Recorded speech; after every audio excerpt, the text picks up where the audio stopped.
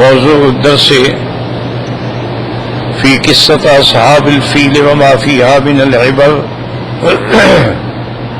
سورة الفيل تفسير ابن كثير. الحمد لله رب العالمين والصلاة والسلام على أشرف الأنبياء وسيد المرسلين سيدنا محمد وعلى آله وأصحابه أجمعين.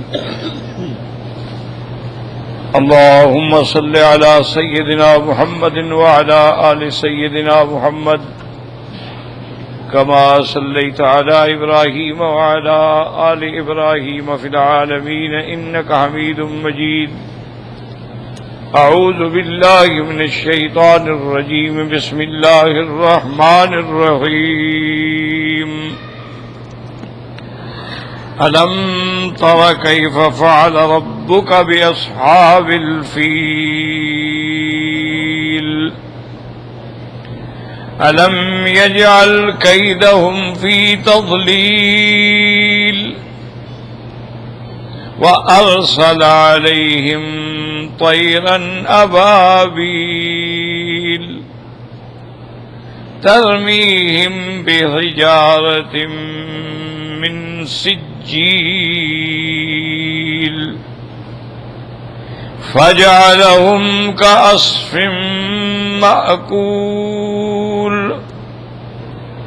اللہ تبارک و تعالی نے کلام مقدس کی اس آیت مبارکہ میں اصحاب الفیل کے بارے میں ارشاد فرمایا ہے. تو سب سے پہلے جو خطاب ہے یہ خطاب حضور صلی اللہ علیہ وسلم کی ذات مبارک کو ہے. الم تر کیف فعل ربک، کہ آپ نے نہیں دیکھا کیسے کیا تیرے رب نے. تو الم تارا جو ہے یہ خطاب ہے، لیکن یاد رکھیں کہ یہ لفظ جو ہے نا لفظ رؤیت، تو یہ رؤیا بصریہ بھی ہوتی ہے، یعنی کوئی چیز آنکھوں سے دیکھی جائے.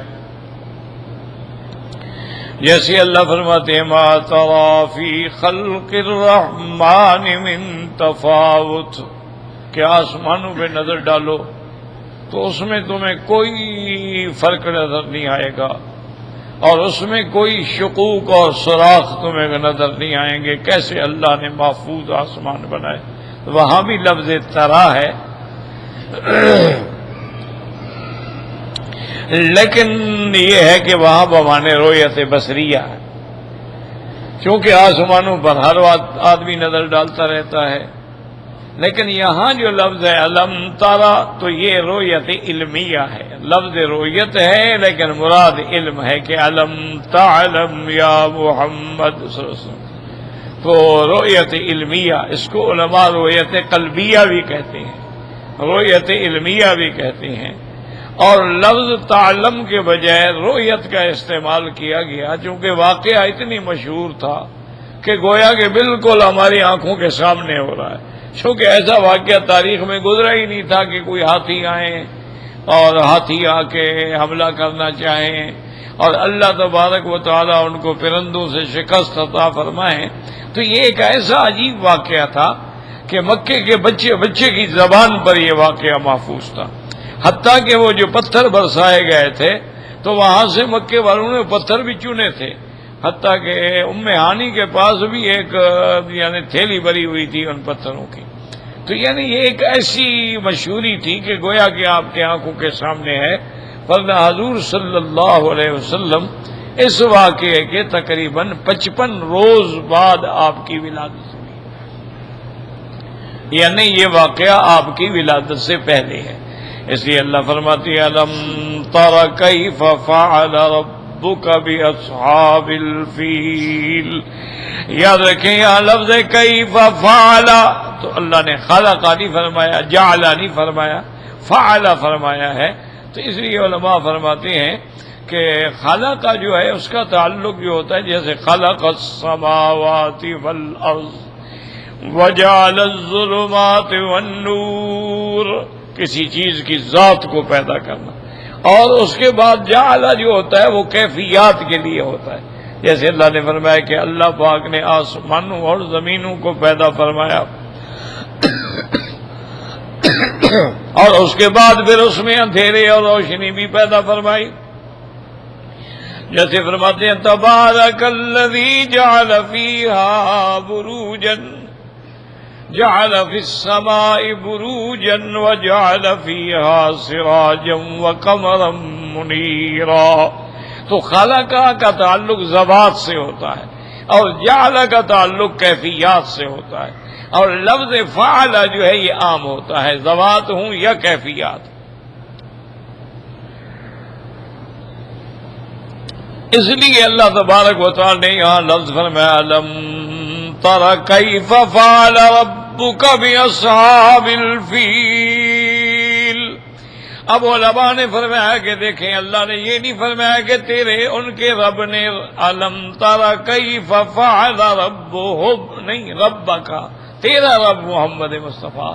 تو اس میں عظمت مصطفیٰ ہے صلی اللہ علیہ وآلہ وسلم، اور اس میں شان مصطفیٰ ہے کہ اللہ تبارک و تعالی نے فرمایا میرے مدنی تیرا رب، نہیں فرمایا ان کا رب، ورنہ اللہ تو سب کا رب ہے نا، وہ تو رب العالمین ہے. لیکن جب خاص خطاب فرمایا جائے کہ تیرا رب محمد مصطفیٰ صلی اللہ علیہ وسلم، تو اس میں عظمت شان محمد مصطفیٰ ہے. الم تر کیف فعل ربک باصحاب الفیل. اور اس میں تسلی ہے میرے آقا کے لیے کہ میرے محبوب جنہوں نے میرے گھر کو گرانے کی کوشش کی میں نے ان کا کیا انجام کیا. تو جو میرے محبوب کو گرانے کی کوشش کریں گے میں ان کو معاف کر دوں گا. یہ تو میرا گھر ہے، میری نسبت ہے کہ میرا گھر ہے. تو اگر اس کو ارادہ کیا انہوں نے گرانے کا تو ہم نے ان کا نام و نشان مٹا ڈالا. تو میرا مدنی آپ تو میرے محبوب ہیں، آپ میرے نبی ہیں، آپ امام الانبیاء ہیں، آپ امام المرسلین ہیں. اگر یہ دشمن آپ کو مٹانے کی کوشش کریں گے تو ہم ان کو مٹا ڈالیں گے. الم تر کیف فعل ربک باصحاب الفیل. اور اس سے اللہ تبارک و تعالی نے یہ بھی ہمیں سبق دیا، ہدایت دی کہ اللہ تبارک و تعالی چاہیں تو بڑی چیزوں کو کسی چھوٹی چیز سے بھی شکست دے سکتے ہیں. یہ اللہ کی شان ہے. اللہ تبارک و تعالی جو چاہیں جیسا چاہیں. اب آپ دیکھیں کہ نمرود کتنا طاقتور بادشاہ ہے، لیکن اللہ نے اس کا انتقام لیا تو ایک مچھر کو مسلط کر دیا. ایک مچھر جو ہے اس کے ناک میں گھس گیا. تو اللہ تبارک و تعالی چاہیں تو مچھروں سے عذاب دے دیں، اور وہ مچھر چپ کر کے اندر چلا گیا سیدھا جا کے دماغ پہ بیٹھ گیا. اب جب وہ حرکت کرے تو اس کو تکلیف شروع ہو جائے، درد شروع ہو جائے شدید سر کے اندر. ڈاکٹر تنگ آ گئے، طبیب تنگ آ گئے، حکماء تنگ آ گئے. آخر انہوں نے سوچا کہ اگر ہم اس کو یہاں سے تھوڑا سا مارتے ہیں تو ان کو سکون ملتا ہے، کیونکہ جب وہ مارتے نا تو مچھر چپ کر کے بیٹھ جاتا. تو انجام یہ ہوا کہ اپنے ملازموں کو وہ خود کہتا تھا کہ جوتا لے کے مجھے مارو، ہاتھ سے مارنے سے فائدہ نہیں ہو رہا ہے. تو اللہ تبارک و تعالی اگر چاہیں تو مچھروں سے بھی مروا دیں. اللہ تبارک و تعالی اگر چاہیں تو ابابیل پرندے بھیج کر بھی مروا دیں. تو یہ اللہ کی قدرت ہے. وہ جس چیز کو چاہیں ذریعہ حیات بنا دیں اور جس چیز کو چاہیں ذریعہ عذاب بنا دیں. اب دیکھیں کہ پانی سے اللہ نے ہر چیز کو زندگی دی ہے. وَجَعَلْنَا مِنَ الْمَاءِ كُلَّ شَيْءٍ حَيٍّ. ہر چیز کی حیات کا تعلق پانی سے ہے. پانی نہ ہو بندہ زندہ نہیں رہ سکتا، پانی نہ ہو تو کوئی جاندار زندہ نہیں رہ سکتا. لیکن جب اللہ تبارک و تعالیٰ نے عذاب دینا چاہا قوم نوح کو تو یہی پانی تھا، وہی پانی طوفان بن گیا. فَفَتَحْنَا عَلَيْهِمْ أَبْوَابَ السَّمَاءِ بِمَاءٍ مُنْهَمِرٍ وَفَجَّرْنَا الْأَرْضَ عُيُونًا فَالْتَقَى الْمَاءُ عَلَىٰ أَمْرٍ قَدْ قُدِرَ. اللہ نے اسی پانی کو ان کے لیے غرق کرنے کا عذاب بنا دیا. اللہ تبارک و تعالیٰ نے فرعون کو پانی میں غرق کر دیا. پانی حیات کا ذریعہ ہے لیکن اللہ نے موت کا ذریعہ بنا دیا. تو اللہ تبارک و تعالی جیسے چاہیں جو چاہیں یفعل ما یشاء وَيَحْكُمُ مَا يُرِيدُ، اس لیے اللہ پاک فرماتے ہیں الم تر کیف فعل ربک باصحاب الفیل۔ یاد رکھیں کہ لفظ اصحاب جو ہے یہ ادنا صحبت سے بھی کافی ہوتا ہے، معمولی سی صحبت بھی ہو تو کہہ دیتے ہیں اصحاب، لیکن یہاں اللہ نے ان کو اب ملاک الفیل نہیں فرمایا، ارباب الفیل نہیں فرمایا، بلکہ فرمایا الم تر کیف فعل ربک باصحاب الفیل۔ تو معلوم ہوا یعنی گویا کہ یہ ان کی جنس سے ہیں، یہ بھی حیوان ہیں، بلکہ حیوانوں سے بھی بدتر ہیں کہ جو اللہ کے کعبے کو گرانا چاہتے ہیں۔ تو یہ حیوان نہیں بلکہ حیوانوں سے بھی خسیس ہیں، کیونکہ کافر جو ہے وہ حیوان سے بھی خسیس ہوتا ہے۔ حیوان بھی اپنے مالک کو پہچانتا ہے، حیوان بھی اپنے گھر کو پہچانتا ہے، حیوان بھی اپنے چرانے والے کی آواز کو پہچانتا ہے، لیکن یہ ظالم ایسے ہیں کہ جیسے اللہ نے پیدا کیا اس کو بھی نہیں پہچانتے ہیں۔ اس لیے قرآن کہتا ہے اولئک کالانعام، یہ تو جانوروں سے بھی بھیڑے ہیں۔ اولئک کالانعام بل هم اضل واولئک هم الغافلون، یہ جانوروں سے بھی گئے گزرے ہیں۔ یعنی ابھی دیکھیں نا جی، یہ تو اللہ کے قرآن ہے نا، اس پہ ہمارا ایمان ہے، لیکن آج کل آپ دیکھ لیں کہ پورے دنیا میں جہاں جہاں بھی شیعہ کمیونٹی ہے اور ہر ملک میں ہے، وہاں جو کچھ محرم میں ہوتا ہے، ایمان سے کہیں کوئی عقل والا آدمی، یعنی آپ مذہب کو چھوڑیں، آپ قرآن و حدیث کے علم کو ایک طرف رکھیں، آپ عقل سے صرف بات کریں، کوئی عقل والا آدمی یہ تصور کر سکتا ہے کہ گھوڑا کرائے پر لے آئیں اور دلدل بن جائے اور حضرت حسین کا گھوڑا بن جائے؟ یعنی کوئی آدمی سمجھتا ہے؟ اور وہی گھوڑا جو ان کے شہر میں یعنی ٹانگے پہ چلتا ہو، اس کو چوٹ چم رہے ہیں، اس کو ہاتھ لگا رہے ہیں، جہاں ہاتھ لگ گیا تو ماشاءاللہ برکت ہو جائے گی، خود سارا سال ٹانگے پہ رہا تو برکت نہیں ہوئی، آج جناب اس کے پاس برکت ہو گئی ہے ایک دن کے لیے۔ خود تعزیہ بناتے ہیں، اور تعزیے میں مقابلہ ہوتا ہے، یہ استاد کا تعزیہ ہے، یہ شاگرد کا تعزیہ ہے، مقابلہ ہوتا ہے، اس سے لاکھوں روپے خرچ کیے جاتے ہیں، اپنے ہاتھ سے بنا رہے ہیں، اور اس یہ کیا ہے جی، یہ روضہ ہے امام حسین۔ آج تک آپ نے دنیا میں دیکھا ہے کہ روضہ گھر گھر پھرتا ہو، گلیوں میں پھرتا ہو، اور دنیا روضے والوں کے پاس آتی ہے یا روضے کو لے کے لوگوں کی گلیوں میں جاتے ہیں؟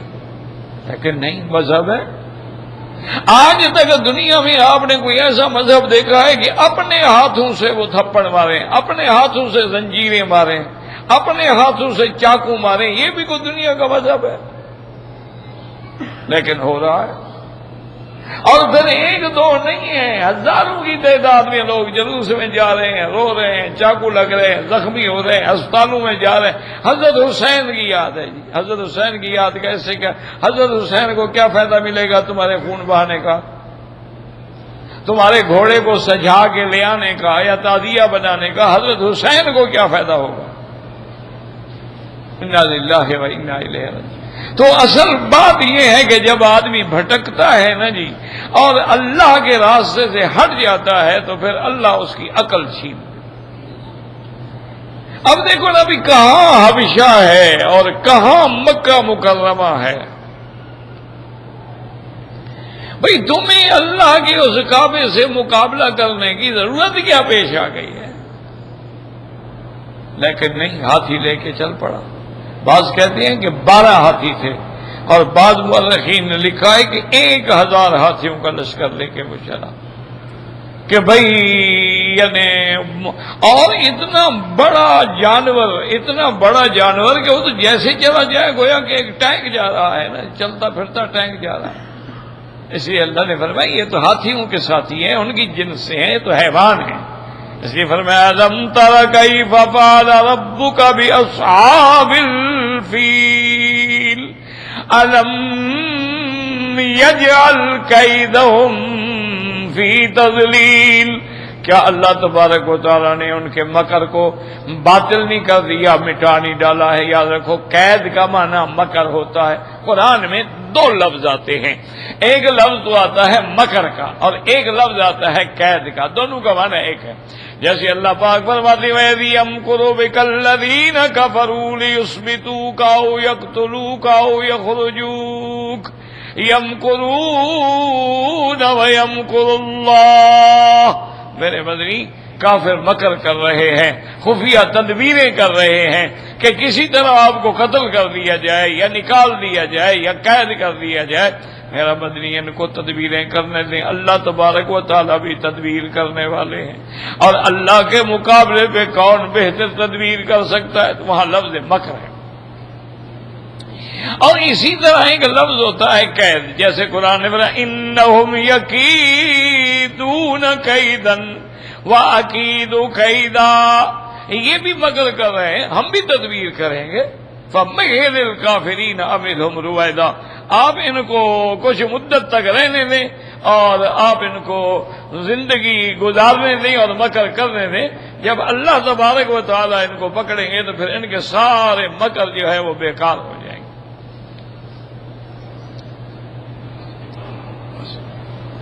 تو اس لیے یاد رکھیں دو لفظ ہیں، ایک لفظ مکر ہے، قرآن میں مکر یمکرون ویمکر اللہ وَإِذْ يَمْكُرُ بِكَ الَّذِينَ كَفَرُوا، ایک لفظ ہوتا ہے قید، انہم یکیدون کیدا وَأَكِیدُ کیدا۔ اور اسی طرح اللہ تبارک و تعالی نے سورۃ یوسف علیہ السلام کے قصے میں بھی فرمایا ہے کہ حضرت یوسف علیہ السلام کو جب رہائی کا پروانہ ملا، بڑا لمبا واقعہ ہے، تو آپ نے فرمایا ابھی میں تو قید خانے سے باہر نہیں جاتا۔ انہوں نے کہا حضرت مہربانی فرمائے، اب تو بادشاہ آپ کی انتظار میں بیٹھے ہیں۔ ما بال النسوة اللاتي قطعن أيديهن ان ربی بکیدہن علیم۔ اور پہلے تحقیق تو کرو نا، جن عورتوں نے ہاتھ کاٹے، مجھ پہ الزام لگائے، مجھ پہ عیب لگائے گئے، پہلے اس کا مسئلے کا تو حل کرو نا۔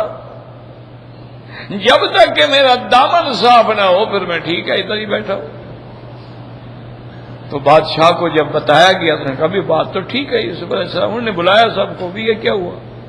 اب جب ہر چیز واضح ہو گئی، اب تبرات العزیز نے بھی کہہ دیا کہ ہاں جی بالکل ہم نے سازش کی تھی، انا راودتہ عن نفسہ، میں نے یہ چکر چلایا تھا، اعتراف کر۔ تو وہاں بھی لفظ قید ہے کہ ان ربی بکیدہن علیم، کہ اللہ تبارک و تعالیٰ ان کے مکر سے جاننے والے ہیں۔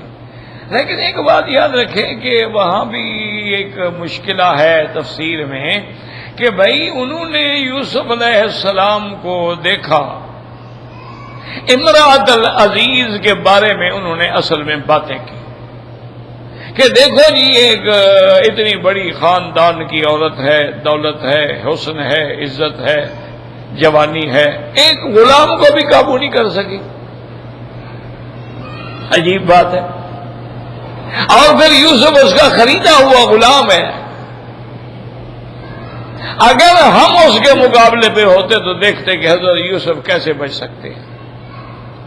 تو اس لیے قرآن کہتا ہے کہ فلما سمعت بمکرہن، دیکھو نا وہاں بھی لفظ مکر آ گیا، فلما سمعت بمکرہن، جب امرأت العزیز کو پتہ لگا ان کے مکر کے بارے میں کہ وہ کہتی ہیں کہ ہم ہوتے تو ایسا کر دیتے اور ہم ہوتے تو ایسا کر دیتے، اور سب کو دعوت دی، سب کو دعوت دی، باقاعدہ اہتمام کیا، انتظام کیا، پھل رکھے، فروٹ رکھے، چھری کانٹے رکھے، ہر چیز کا اہتمام کرنے کے بعد اس نے جا کے یوسف علیہ السلام جو دوسرے کمرے میں تھے ان کو فرمایا کہ اب آئیں جی ان کے سامنے، وہ آپ کو دیکھنا چاہتی ہیں۔ قالت اخرج علیہن، اب آئیں آپ۔ فلما رأینہ اکبرنہ وقطعن ایدیہن، اب جب یوسف علیہ السلام کے جمال کو دیکھا نا جی انہوں نے تو ہاتھوں پہ چھریاں چلا دی، بجائے پھل کاٹنے کے انگلیاں کاٹ ڈالی۔ بھائی اگر یہ یوسف علیہ السلام کے جمال کا اثر تھا تو اس میں پھر مکر کون سا ہوا؟ اور اس کے بعد وہ کہتی ہے کہ ما ھذا بشرا، یہ انسان ہی نہیں ہے، ان ھذا الا ملک کریم، یہ تو کوئی اللہ کا عزت والا، حرمت والا، شان والا فرشتہ ہے جو زمین پہ آ گیا۔ تو یاد رکھو کہ فرشتے کو کبھی جمال سے تشبیہ نہیں دی جاتی، یعنی دنیا میں کوئی ایسا محاورہ نہیں کہ لوگ کہیں کہ جی فلانا بندہ تو اتنا خوبصورت ہے جیسے فرشتہ، فرشتے کو کسی نے دیکھا ہے، تو اس سے تشبیہ کیسے دی جا سکتی ہے؟ ہاں یہ کہتے ہیں جی ماشاءاللہ فرشتہ صفت ہے، فرشتہ سیرت ہے، یعنی جیسے فرشتے گناہوں سے پاک ہیں یہ بھی پاک آدمی ہے، تو سیرت سے تو تشبیہ دی جاتی ہے لیکن صورت سے تشبیہ نہیں دی جاتی ہمیشہ۔ تو وہ تو کہہ رہی ہیں ما ھذا بشر ان ھذا الا ملک کریم۔ تو وجہ اس کی یہ تھی، علماء نے فرمایا کہ یہ انگلیاں کاٹنا جو تھا یہ بھی مکر تھا، کہ انہوں نے انگلیوں پہ چھریاں چلائیں تاکہ یوسف علیہ السلام متاثر ہو سکیں کہ تمہاری محبت میں ہم اس مقام پہ آ گئی ہیں کہ انگلیاں کاٹ رہی ہیں، اگر پھر بھی توجہ نہیں کرو گے تو ہم اپنے آپ کو قتل کر دیں، خودکشی کر لیں گے۔ تو یہ بھی چال تھی، یہ بھی مکر تھا، لیکن حضرت یوسف تو اس مکر میں بھی نہ آئے۔ تو جب وہ اس مکر میں نہ آئے انہوں نے کہا یہ انسان ہی نہیں، یہ فرشتہ ہے، ما ھذا بشر ان ھذا الا ملک کریم۔ تو یاد رکھو قید کا معنی ہوتا ہے مکر، کسی کو خفیہ طریقے سے نقصان پہنچانا۔ لیکن یہاں تو وہ ہاتھیوں کی فوج لے کے آیا کھڑا ہوا ہے، یہاں کون سا مکر ہے؟ لیکن اللہ فرماتے ہیں الم تر کیف فعل ربک باصحاب الفیل الم یجعل کیدہم فی تضلیل وارسل علیہم الم یجعل، اللہ نے ان کے مکر کو کیدہم، تو علماء نے فرمایا اصل مکر یہ ہے کہ ظاہراً تو کعبہ توڑنا تھا لیکن اندر اس کا جو پلاننگ تھی وہ یہ تھی کہ میرا کعبہ بچ جائے، مشہور ہو جائے، اور مکے کے بجائے اب لوگ حبشہ کی طرف حج کرنے کے لیے آئیں اور یہ کعبہ بنے، میں کعبے والا بنوں۔ تو اصل اس کا مکر جو تھا، اندر جو اس کی چال تھی وہ یہ تھی، صرف کعبہ گرانا مقصود نہیں تھا، کعبہ گرانے سے اس کو کیا مل جاتا، اس لیے وہ گرا رہا تھا کہ بھئی اس کعبے کی جو شان ہے، جو حرمت ہے، جو عظمت ہے کہ ساری دنیا کھینچی چلی آ رہی ہے، جب وہ سنیں گے یار کعبہ تو گر گیا تو کہیں گے اچھا کعبہ کی اگر کوئی شان ہوتی تو گرنے سے بچ نہ جاتا، اس کا مطلب ہے کوئی بات نہیں، تو پھر میرے کعبے کی طرف رجوع کریں گے۔ تو اس کی اندر کا جو چال تھی وہ یہ تھی، اس لیے اللہ نے فرمایا ہم تو دلوں کی چالوں کو بھی جانتے ہیں۔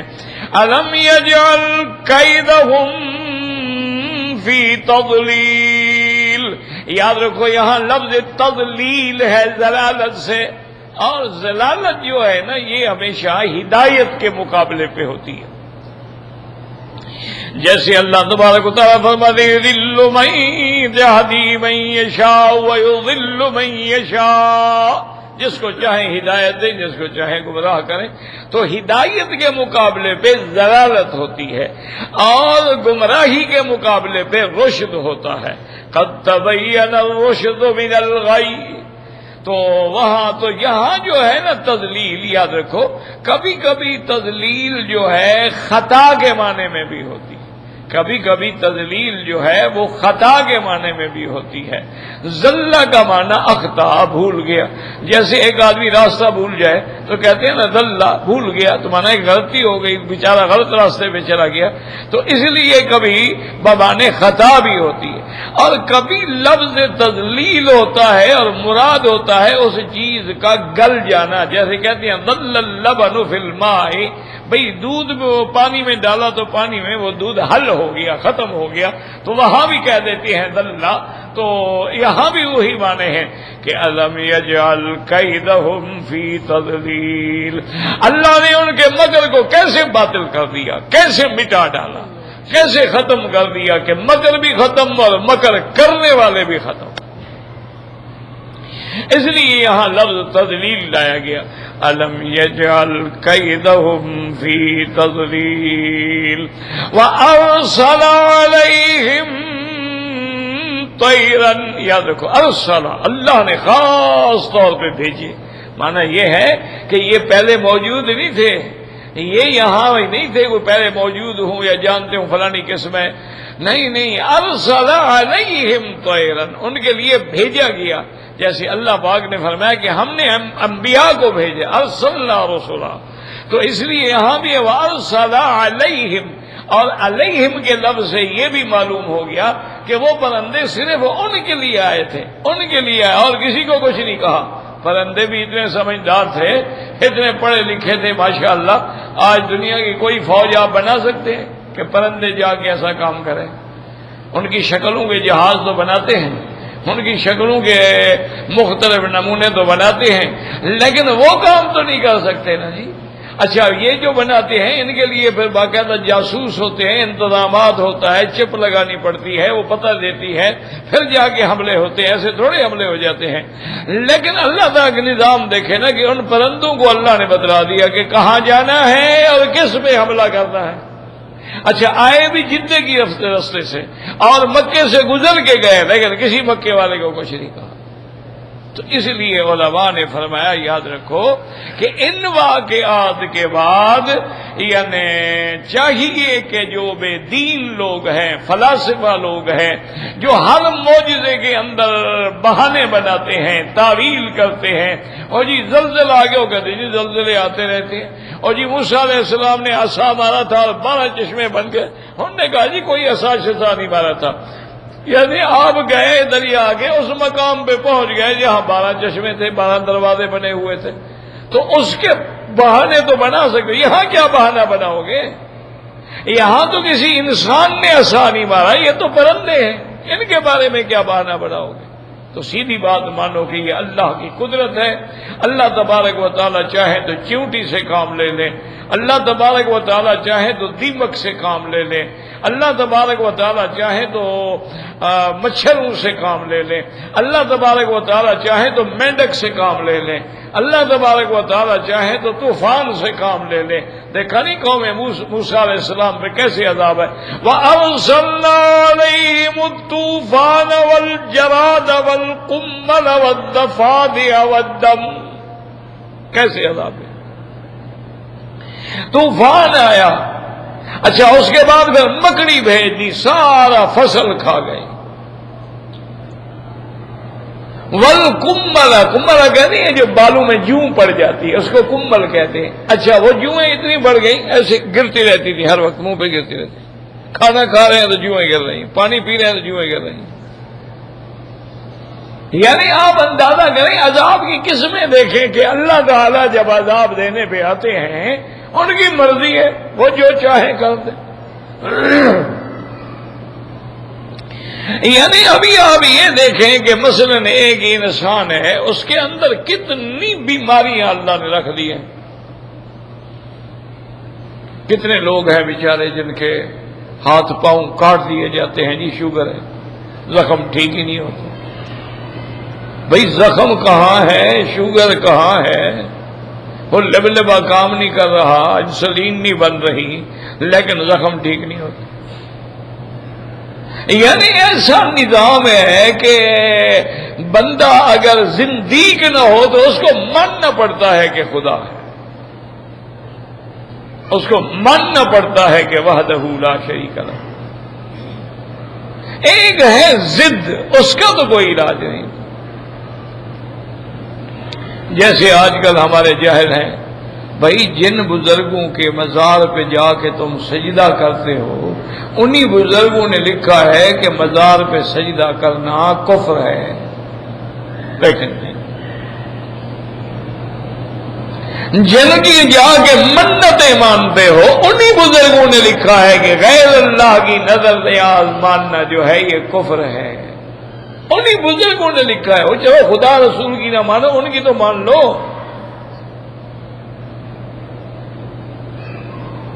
اچھا جن کے مزارات پہ تم چادریں چڑھا رہے ہو، پھولوں کی چادریں ڈال رہے ہو، ہر سال عرس منا رہے ہو، ایمان سے کہیں کہ حضرت علی حجویری نے، یا حضرت فرید الدین شکر گنج نے، یا حضرت محبوب سبحانی نے، یا حضرت نظام الدین اولیاء نے، یا حضرت شہباز قلندر نے، یا حضرت عبداللہ غازی نے رحمت اللہ علیہ، انہوں نے بھی کبھی کسی کی مزار پہ چادر چڑھائی تھی؟ نہیں۔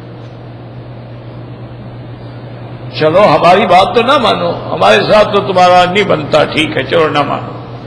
بھائی ان بزرگوں نے بھی کبھی اپنے بزرگوں کی مزار پہ چادر چڑھائی؟ آخر ان کے بھی تو بزرگ تھے نا، ان کے بھی تو استاد تھے، ان کے بھی تو شیخ تھے نا، ان کے بھی تو پیر تھے نا، جن سے انہوں نے فیض حاصل کیا۔ کیا انہوں نے اپنے بزرگوں کی مزار پہ جا کے چادر چڑھائی؟ کیا انہوں نے اپنے بزرگوں کی مزار پہ محرم میں جا کے قبر پہ جا کے دال اور دانے ڈالے؟ کیا انہوں نے اپنے بزرگوں کے مزار پہ عرس منایا؟ بھئی نہ خدا کا حکم، نہ رسول کا حکم، نہ صحابہ، نہ تابعین، نہ ائمہ مجتہدین، نہ فقہا، نہ قراء، نہ محدثین، نہ اولیاء، لیکن ضد ہے نہیں جی ہم تو تعظیم کر رہے ہیں نا بزرگوں کی۔ تو وہ بزرگ تعظیم کرنا نہیں جانتے تھے؟ اس لیے اللہ کی شان ہے، ورنہ اب دیکھو کتنا واضح بات ہے، لیکن اگر کوئی نہ مانے اور کہے نہیں جناب یہ وہ ارسل علیہم طیرن کا معنی یہ کرے کہ نہیں مکے والوں نے پتھر ان کو مارے تھے، تو اس سے بڑی تحریف ہے قرآن کی۔ قرآن کہتے ہیں ہم نے پرندے بھیجے، وارسل علیہم طیرن، اور یاد رکھو وارسل علیہم طیرن تنوین ہے، نکرہ ہے۔ اس کا معنی یہ ہوتا ہے کہ کبھی کبھی تنوین فائدہ دیتی ہے عظمت کے لیے، یعنی کسی کی بڑائی ہو، رجل عظیم، یا کبھی تنوین ہوتی ہے قلت کے لیے، تھوڑے سے پرندے ہم نے بھیجے، کوئی 2-4 لاکھ نہیں بھیجا، تھوڑے سے پرندے بھیجے، طیرن۔ بعض علماء نے فرمایا کہ یہ تعظیم کے لیے، یعنی وہ شان والے پرندے تھے جو اللہ کے کعبے کی حفاظت کے لیے آئے تھے، جو کعبے کے باڈی گارڈ تھے، وہ کیسے ہوں گے؟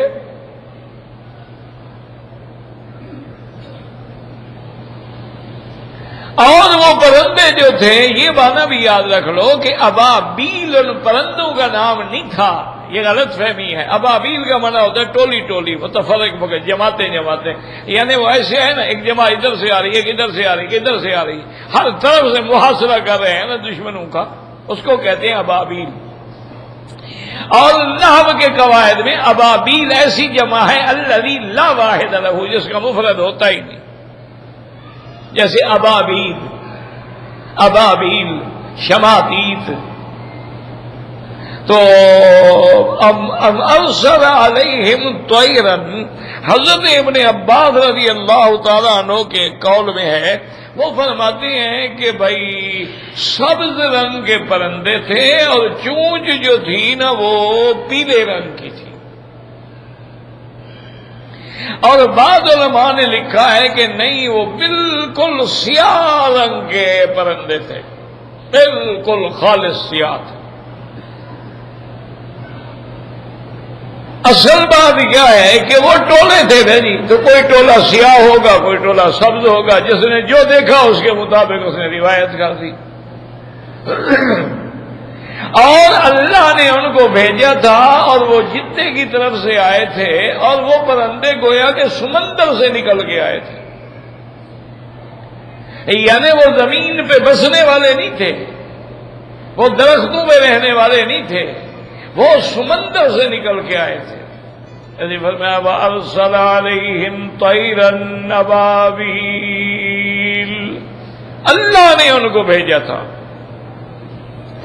اور خدا کی شان یہ ہے کہ سارے مکے والے جو تھے قریش پہاڑوں پہ بیٹھے تھے ڈر کے مارے کہ بھی کیا کریں، اور سارے دعائیں مانگ رہے تھے، اور دعائیں اللہ سے مانگ رہے تھے۔ مکے کا مشرک ہے لیکن جانتا ہے کہ اللہ کے سوا کوئی دعا سننے والا نہیں۔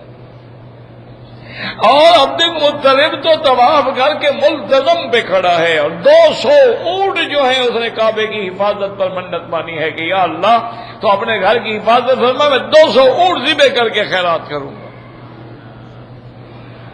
اور ملتزم پہ کھڑے ہوئے کہہ رہا ہے کہ مولا آپ جانتے ہیں ہم کمزور ہیں، ہم کچھ نہیں کر سکتے، یہ آپ کا گھر ہے، آپ اس کی حفاظت فرمائیں، آپ کے سوا کوئی حفاظت کرنے والا نہیں۔ اب انہوں نے دیکھا کہ پرندے آ رہے ہیں اور مکے کے اوپر سے گزر رہے ہیں، اور مینا میں جہاں وادی محصر ہے وہاں وہ پرندے پہنچے اور وہ اس حال میں آئے کہ ان کے ایک ایک پنجے میں بھی پتھر تھا اور چونچ میں بھی پتھر تھا، یعنی ہر پرندے کے پاس 3 پتھر تھے، اور وہ پتھر جو تھے یعنی یہ جو چنے ہوتے ہیں نا اپنے بڑا چنا، اس سے کچھ چھوٹے۔ اللہ تبارک و تعالی نے، خدا کی شان ہے، یہ اس کا نظام ہے جو سمجھنے سے بالا تر ہے، وہ شیطان کو بھی مینا میں مرواتا ہے تو پتھروں سے مرواتا ہے، اور ابرہا اور اس کے ہاتھیوں کو مرواتا ہے تو پتھروں سے مرواتا ہے، عذاب پتھروں سے آتا ہے۔ اب وہ پرندے ایسے سمجھدار ہیں کہ وہ آگے سیدھا اڑتے ہوئے اوپر پہنچے۔ اچھا، اب ان کے پاس کوئی بندوقیں تو نہیں تھی نا کہ پرندوں کا شکار کر لیتے، وہ تو نیزے اور تلواریں اور ڈھالیں اور ہاتھی، اس زمانے میں تو جنگ یہ تھی۔ اور وہ جو پتھر تھا نا جی، وہ پتھر جو گراتے اگر کسی سائز کے سر پہ گراتے نا جی، اس کے سر سے نکل کر، اس کے بدن سے نکل کے، ہاتھی کے اندر سے نکل کے زمین میں دب جاتا، یعنی اس میں اللہ نے اتنی طاقت رکھی تھی، گویا کہ وہ خدا ہی ایٹم تھا نا جی۔ ایٹم بھی تو ذرہ ہوتا ہے نا جی، ایٹم کیا ہوتا ہے؟ ایک ذرہ ہے۔ اور ہمیں افسوس یہ ہے کہ مسلمان تعویذ لکھتا رہا اور دشمن نے قرآن پڑھ کے ایٹم بنا دیا۔ ہم صرف تعویذ لکھ رہے ہیں ماشاءاللہ، اور مردوں کو بخشوا رہے ہیں، ہیلا اسقاط کر رہے ہیں، یا قرآن شریف کھول کے فال نامہ دیکھو جی، فال نامہ دیکھو۔ اور دشمن نے اسی پہ بحث کی کہ وہ کیا چھوٹا سا ذرہ تھا جس نے ہاتھیوں کو برباد کر ڈالا ہے۔ وہ تحقیق کرتے کرتے بدبخت ایٹم تک پہنچ گئے۔ انہوں نے جو شہاب ثاقب کا قرآن میں ذکر آیا ہے کہ جنات جب قرآن سننے کے لیے جاتے ہیں تو تارا ٹوٹ کے ان کو لگتا ہے، انہوں نے میزائل بنا ڈالے۔ اللہ تبارک و تعالی نے نوح علیہ السلام کی کشتی کا ذکر کیا ہے کہ وَصْنَعِ الْفُلْكَ بِأَعْيُنِنَا، انہوں نے بڑے بڑے جہاز بنا ڈالے۔ اللہ نے قرآن میں سلیمان علیہ السلام کے تخت کا ذکر کیا ہے کہ ہوا مسخر تھی اور تخت اڑتا تھا، انہوں نے ہوائی جہاز بنا لیے ہیں۔ آپ نے کیا بنایا ہے؟ عرس شریف، 11ویں شریف، حلوہ شریف، رجبی شریف، 7 جمعرات شریف، 40واں شریف۔ کیا ہو گیا ہے؟ مسلمان کیوں باز کیوں ہو گیا؟ اور سارا علم تو تیرا تھا، یورپ نے تو تیرا علم چرایا، تیری کتابیں چرائی۔ اصل علم تو مسلمانوں کے پاس تھا۔ یہ جتنی علوم ہے، کیمیا، سیمیا، ریمیا، سب علم اسلام مسلمانوں کے پاس ہے۔ اور اللہ نے ہر نعمت جو دی ہے، پٹرول ہے، سونا ہے، معدنیات ہے، پلاٹینیم ہے، تانبا ہے، کوئلہ ہے، لوہا ہے، ہر کی نعمت جو ہے مسلمان ملکوں میں دی ہے۔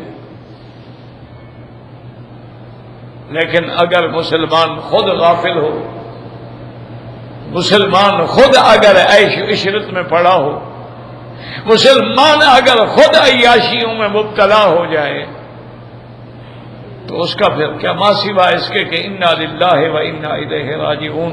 یہی وجہ ہے کہ آج ہم ہر جگہ ذلیل ہو رہے ہیں، ہمارے پاس طاقت نہیں، باتیں ہیں۔ یہ جو تم چند آدمی دیکھتے ہو نا حج پہ آ گئے، کتنا آ گئے جی؟ چلو 15 لاکھ، 20 لاکھ، 30 لاکھ، بس۔ ساری دنیا میں کتنا مسلمان ہے؟ 1 ارب 34 کروڑ سے زیادہ ہے۔ اس میں اگر 20 لاکھ آدمی آئے تو کتنی پرسنٹیج بنے گی؟ 0 بھی نہیں بنتی۔ کتنے مسلمان؟ ہمارے بعض جماعتیں خوش ہو جاتی ہیں نا جی کہ ہمارے اجتماع میں 5 لاکھ آدمی آ گیا۔ بھائی 18 کروڑ میں سے 5 لاکھ آ گیا، باقی کدھر گیا؟ ٹھیک ہے تم محنت کر رہے ہو، اللہ تمہیں اجر دیں گے، اللہ تمہیں کامیاب فرمائے، اللہ دینی جماعتوں کی مدد فرمائے، میں ان کا مخالف نہیں، میں تو ان کا غلام ہوں، لیکن ہماری محنت جو ہے یہی 10 لاکھ 20 لاکھ 30 لاکھ 40 لاکھ 50 لاکھ آدمی تک رہے گی نا۔ انہوں نے ایک موبائل بنا دیا ہے، ایک آئی پیڈ بنا دیا ہے، انہوں نے جناب آپ کے لیے انٹرنیٹ بنا دیا ہے کہ اس میں بیٹھ کے وہ جو کچھ فیس بک پہ دیکھتے ہیں دے دیتے ہیں، شام تک اس کو 10 لاکھ آدمی وزٹ کرتا ہے۔ تو پھر مولوی مکی کی تقریر کون سنے گا؟ یعنی اندازہ کریں فیس بک پہ ایک چیز دے دی، اس کو لاکھوں آدمی وزٹ کرتے ہیں، اور انہوں نے ایسی ایسی چیزیں ایجاد کر دی ہیں کہ اتنی چھوٹی سی چیز ہے، اس میں تمہارے 200 دنوں کی تقریر ہے۔ مجھے اگر ایک دوست نے دکھا اتنی چھوٹی سی، انہوں نے کہا جی اس میں آپ کی 200 تقریر میرے پاس محفوظ ہے۔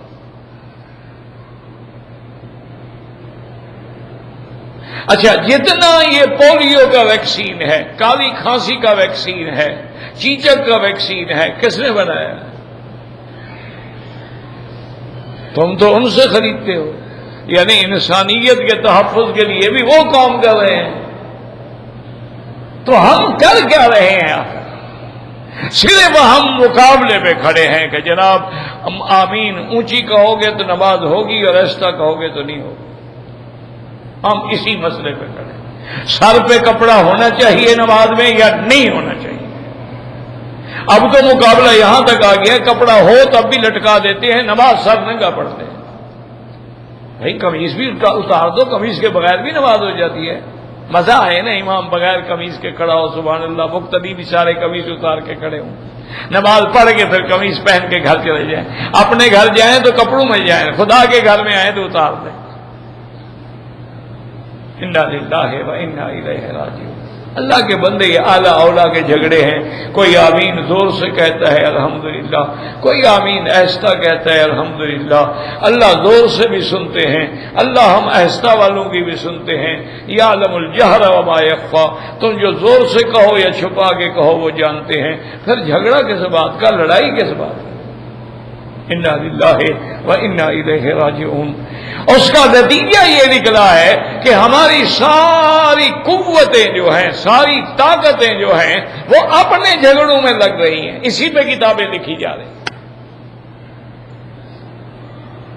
اور دوسرا جواب لکھے گا، تیسرا اس کا جواب لکھے گا، چوتھا پھر اس کا جواب لکھے، ساری طاقت اسی پہ لگ جائے گی۔ دفاع اسلام کے لیے مجھے دکھاؤ تم نے کیا کام کیا۔ اس وقت انٹرنیٹ پہ 5000 قرآن کے خلاف اعتراض موجود ہے، تم نے کتنے کا جواب دیا ہے؟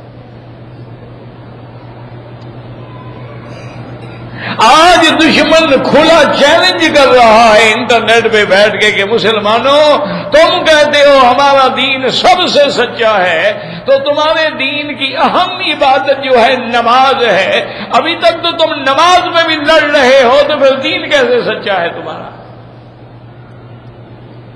تمہارا تو نماز میں بھی جھگڑا ہے کہ ٹانگیں کتنی کھلی ہوں، ہاتھ کہاں باندھیں،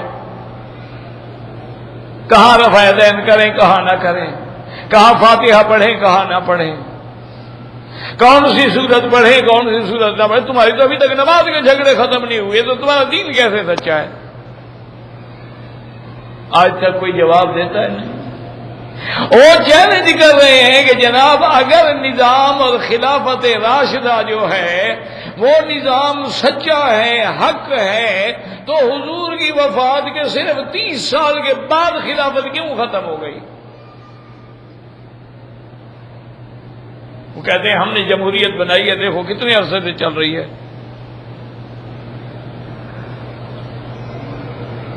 کمیونزم نے سوشلسٹ نظام بنایا، 70 سال تو وہ بھی نکال گیا۔ کہتے ہیں تمہارا سچا نظام، صحیح نظام، اسلام کے مطابق، قرآن و سنت کے مطابق 30 سال کے بعد ختم۔ حضرت حسن رضی اللہ تعالیٰ عنہ پہ آ کے 30 سال پورے ہو گئے، ختم ہو گئے، اس کے بعد پھر خلافت راشدہ نہیں آئی۔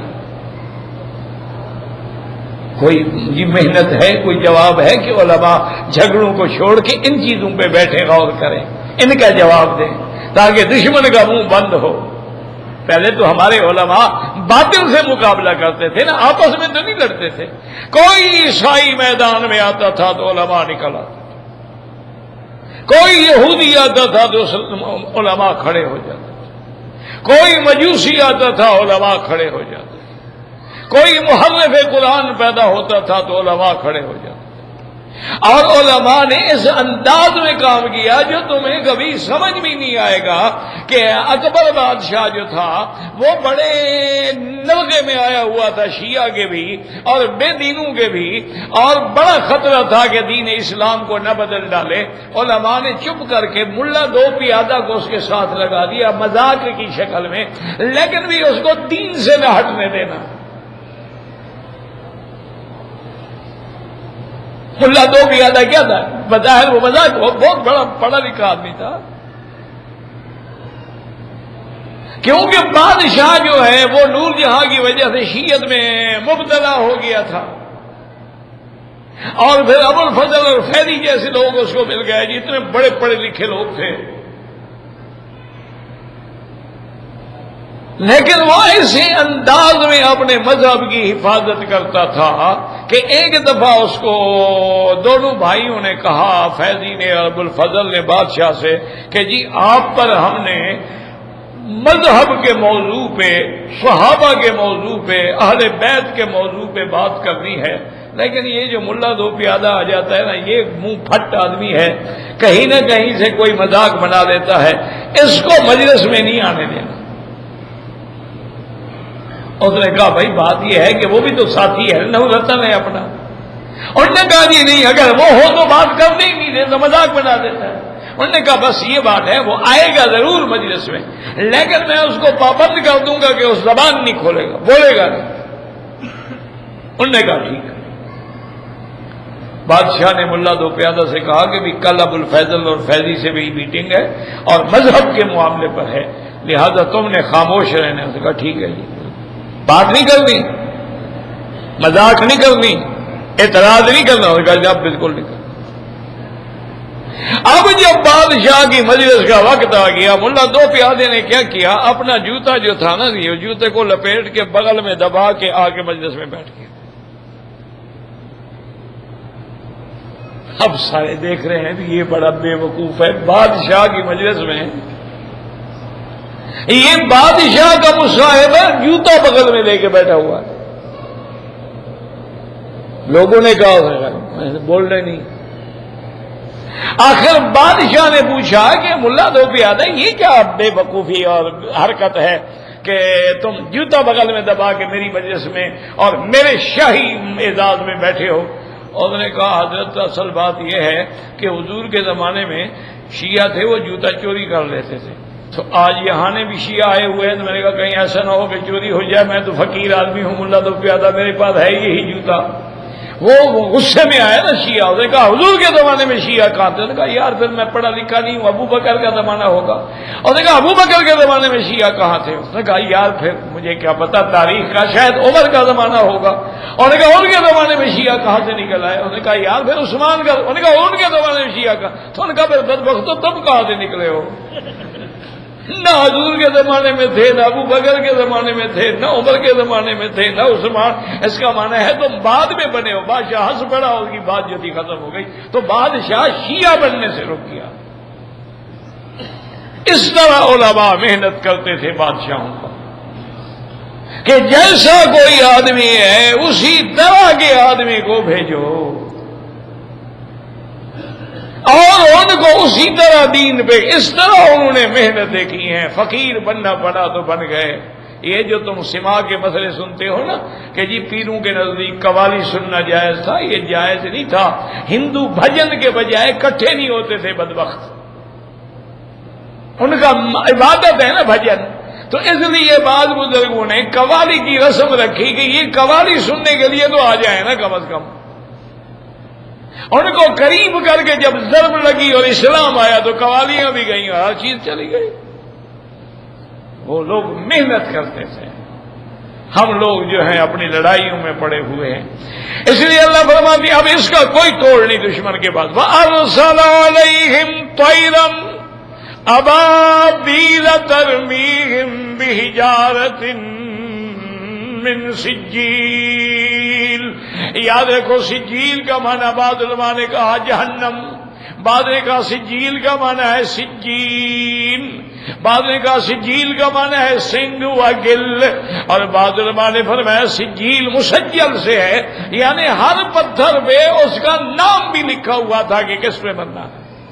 جیسے آپ کہتے ہیں یہ سجلات، یہ مسجل ہے، یہ سجل ہو گیا، لکھا گیا، تو وہ سجیل تھا، یعنی ہر پتھر میں نام لکھا ہوا تھا. ارسل علیہم طیرا ابابیل ترمیہم بحجارۃ من سجیل فجعلہم کعصف مأکول. اچھا ایسے ہو گئے. عصف کیسے ہیں؟ جیسے کوئی یعنی گندم کا مثلاً کھیت ہے تو گندم کو کاٹ دیا جاتا ہے تو جو چھوٹے چھوٹے نیچے بچتے ہیں نا اس کو پھر جانور اپنے پاؤں کے نیچے رگڑ دیتے ہیں، اس کو کہتے ہیں عصف مأکول. جیسے دوسری جگہ ذو العصف والریحان. اور بعض علماء نے فرمایا کہ اس کا معنی یہ ہے کہ جو جانور گھاس کو چگالی کر کے منہ کے اندر پھینک دیتا ہے ان کا حال بھی یہ ہو گیا تھا کہ ایک تو ان کے اوپر پتھر برسا اور پتھر برسنے سے ایسی ان کے بدن کے اندر بیماری پیدا ہو گئی کہ وہ اسی وقت ریزہ ریزہ ہوتے گئے. اور وہ ابرہا جو تھا وہ وہاں سے بھاگا حبشے کی طرف تو ہر 10 میل کے بعد اس کا کوئی نہ کوئی انگلی کٹ جاتی، کوئی ہاتھ گر جاتا، کوئی دوسرا ہاتھ گر جاتا، تیسرا ہاتھ گر جاتا، جاتے جاتے پھٹ گیا اور یہی راستے میں مر گیا. تو اس لیے اللہ ایسے کر دیا جیسے گھاس کھایا ہوا. وَجَعَلَهُمْ كَعَصْفٍ مأکول. اور جو کھایا ہوا ہو پھر اس کو کون کھائے گا؟ یعنی اتنا بیکار کر دیا. وہ اتنی طاقت والے جو تھے اللہ نے ان کو کھائے ہوئے گھاس کی طرح مٹا ڈالا. اللہم اجرنا من عذابک.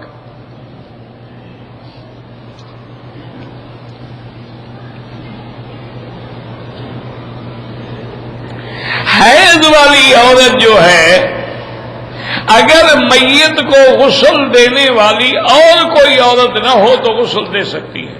وہ پہلے غسل کر لے پھر اس کو غسل دے سکتی ہے. میت کی جو چھوٹی شلوار ہوتی ہے اس کا ہر کپڑا استعمال کر سکتے ہیں. مر گئی بیچاری.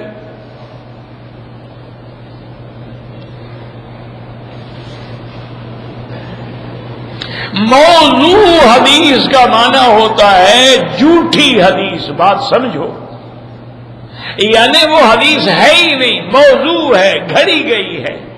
اس لیے علماء نے باقاعدہ کتابیں لکھی ہیں موضوعات پر جن میں انہوں نے وہ ساری موضوع روایتیں جمع کی ہیں کہ یہ موضوع ہے، یہ موضوع ہے، یہ موضوع ہے. اب جیسے کہ بھی حضرت بلال نے اللہ کے نبی نے ان کو اذان دینے سے روک دیا، اللہ نے سورج نکلنا روک دیا، یہ موضوع ہے. ضعیف کا معنی یہ ہوتا ہے کہ اس کی سند میں کوئی راوی آ گیا ہے. اب یہ بھی دیکھنا پڑتا ہے کہ ضعف شدید ہے یا ضعف شدید نہیں ہے، اور یہ بھی دیکھنا پڑتا ہے اس حدیث کا اور بھی کوئی متابع ہے یا نہیں ہے. تو اس لیے ضعیف حدیث الگ چیز ہے، موضوع حدیث الگ. موضوع پر تو کسی کا اعتبار نہیں.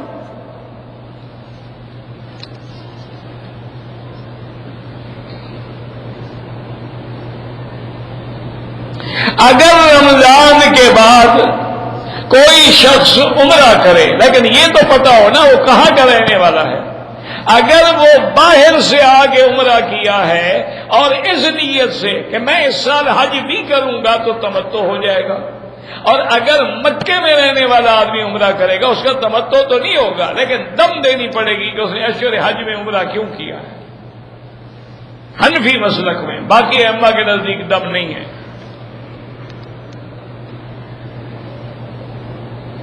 اگر کسی کو پیشاب کا قطرہ نکل جانے کا شک ہے، شک میں نہ پڑو، یا تو یقیناً وہ کپڑے کی جگہ دیکھ لو وہاں کوئی قطرہ گرا ہوا ہے، نہیں گرا ہوا شک نہ کرو، نمازیں پڑھتے رہو۔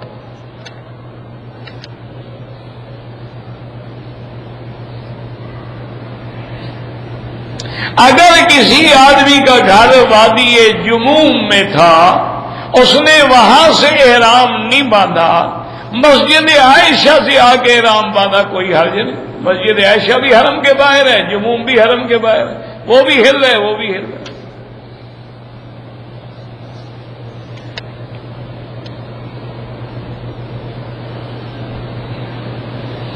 بعض علماء فرماتے ہیں کہ اللہ کے راستے میں عمل 49 کروڑ ہوتا ہے، تو آپ کو اللہ کا فضل گھٹانے کی کوئی شوق ہے؟ ذالک فضل اللہ یؤتیہ من یشاء، اللہ 49 کروڑ سے بھی بڑھا دیں۔ انما یوفی الصابرون اجرہم بغیر حساب، اللہ فرماتے ہیں ہم صبر والوں کو تو حساب بھی نہیں کریں گے، اتنا ان کو بدلہ دیں گے۔ حدیث میں آتا ہے یصب علیہم صبا، ان پر اللہ کی رحمت جو ہے پلٹی جائے گی، انڈیلی جائے گی، اس کا وزن ہی نہیں ہوگا۔ گناہ گناہ ہے، حرام حرام ہے، حرام کا ارتکاب کرنا گناہ ہے۔ اگر کھانے پکانے کی چیزوں میں زمزم ڈالا جائے کوئی حرج نہیں۔ حضرت اسماعیل کس چیز سے پکاتے تھے؟ بس زمزم سے ہی تو پکاتے تھے، اور یہاں پانی تھا کوئی؟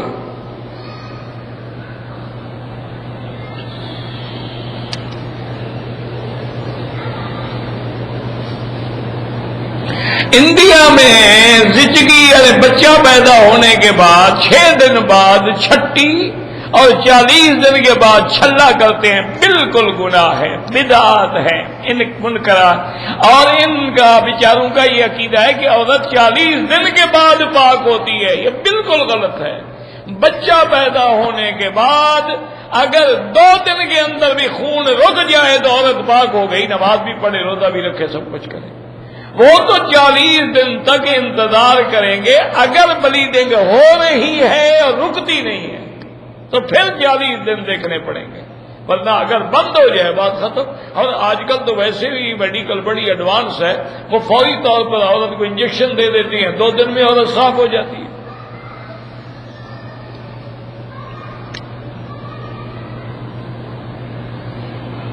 اگر لڑکے کے عقیقے میں ہم جو 2 بکرے ذبح کریں گے وہ رشتہ داروں کو بھی کھلا سکتے ہیں، بالکل کھلا سکتے ہیں، دوستوں کو بھی کھلا سکتے ہیں، رشتہ داروں کو بھی کھلا سکتے ہیں۔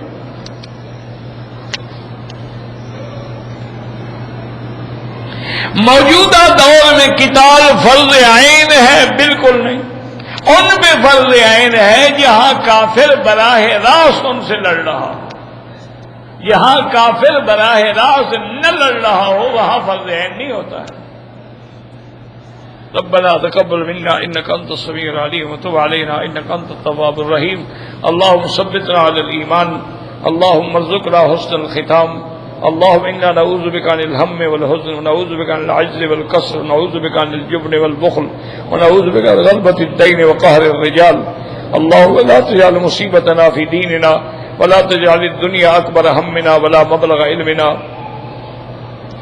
اللهم لا تسلط علينا بذنوبنا من لا يخافك فينا ولا يرحمنا اللهم انصر الاسلام والمسلمين اللهم احفظ سائر بلاد المسلمين وهذا البلد الامين فاجعلها امنا مطمئنا سخاء رخاء الى يوم الدين اللهم اشفنا واشف مرضانا ومرضى المسلمين اللهم اشفنا واشف مرضانا ومرضى المسلمين اللهم ارحم ضعفنا واجبر كسرنا برحمتك يا ارحم الراحمين لا تجعلنا من القانتين ولا تردنا عن بابك خائبين اللهم اجعل لنا وللمسلمين من كل هم فرجا ومن كل ضيق مخرجا ومن كل بلاء عافية وصلى الله تعالى على خير خلقه سيدنا محمد وعلى آله وصحبه أجمعين